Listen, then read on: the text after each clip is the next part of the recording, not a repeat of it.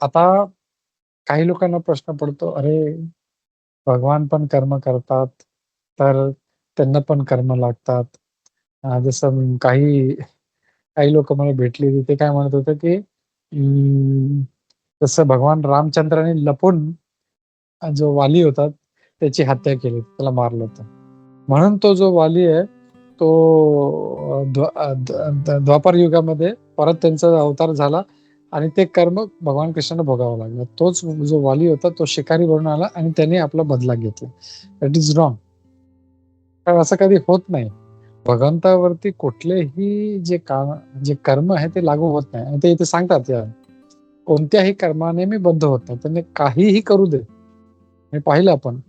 ते जे एका साधारण लोकचर्चेमध्ये जे एक वाईट कार्य आहे, जसं चोरी करायचं काम आहे, ते भगवान करतात. पण त्यांना माखन चोर किंवा गोपींचे जे जे हरण करतात, तर त्यांचं त्या नावाने त्यांना म्हणजे ओळखलं जातं. त्यांची कीर्ती अजून पसरते.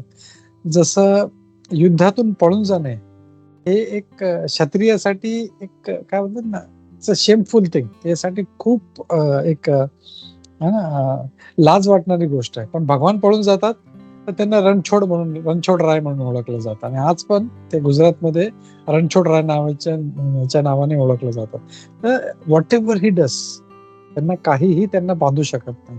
तर ते काहीही करतात and still he is beyond कर्म. तर ते काय म्हणतात, कोणत्याही कर्माने बद्ध होत नाही. तसेच मला कर्मफळांची आकांक्षाही नाही आणि असं